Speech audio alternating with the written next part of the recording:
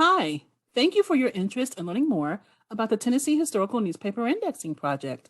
This video is designed to give you an overview of what the project entails, why we are conducting the project, and how you can learn more about signing up to help participate as a volunteer indexer. This is a project being done under the auspices of the Tennessee GenWeb, which is the Tennessee state-specific component of the National U.S. GenWeb Project. As you may know, the U.S. GenWeb Project is designed to provide you with free information and resources to help you in your genealogy and family history search.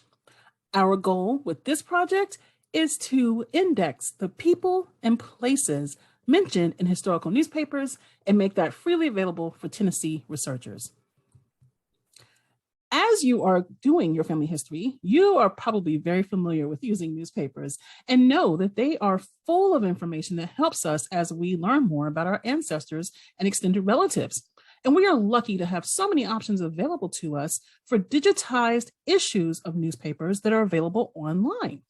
We have free sites such as the Library of Congress that provides us with Chronicling America, historic American newspapers. So these are free issues of newspapers that are digitized and searchable online. We also have paid sites such as newspapers.com that also give us access to digital newspaper issues. And these are certainly incredibly helpful and valuable to be using as part of our online and searching and overall genealogy research process. But you may also know that there are some limitations in using digitized newspapers that are online, because when it comes to searching them, we're not always able to get to information that may be on the page. This is an example of an obituary from 1850 for Mrs. Martha Pettit. Now, this particular newspaper issue has been digitized. It is available online in multiple places, but if you were to do a search for her name, Martha Pettit, you are not likely to be able to pull this up right away. Why?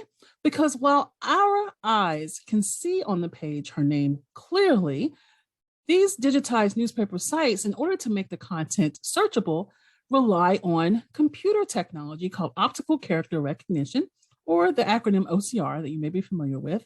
And when we look at what the computer translates, it's not always what matches what we see with our eyes. So as you can tell from this slide, her name is not correctly picked up by the computer. It's spelled pk.ttitt or peltitt. And you see that there are other instances in this text that is not quite translating what the page actually says. So they're great to have available to us, but this is just one of the limitations when you're searching based on the fact that a computer has looked at the page and try to make sense of what it sees. So we have an opportunity to expand the reach of the content that's in these historical newspapers.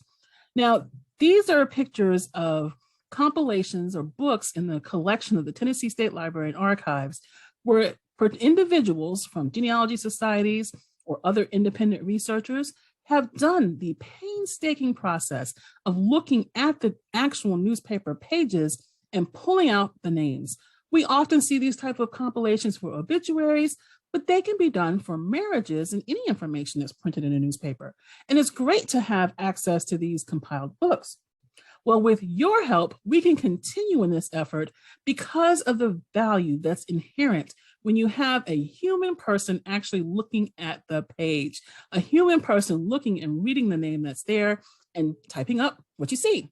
So again, our goal is to work with a group of volunteers such as yourself to write down the people and the places that are mentioned in these historical newspapers and make this available in a freely accessible, searchable database as a complement to the digital sites that we have access to. Now in Tennessee, we are so lucky because the Tennessee State Library and Archives, and this is a picture of some of the newspapers that they are preserving, has been digitizing newspapers from across the state for years. So we are actually working along with the Tennessee State Library and Archives to leverage all the work that they've done with their digital newspapers and use that in this project. So it will be slow going at first, but the idea is that over time, we will be able to leverage more and more of these digital issues so that we can present them to our volunteers to do the indexing. Well, how are we getting the indexing done? We are using a site called From the Page. From the Page is a transcription software that is web hosted. You do not need to download anything to your computer. You log into the website, you'll be able to pull up an image of the newspaper and start typing what you see. From the Page is used by many archives and libraries across the country in order to get help from volunteers to extract the data on a written document.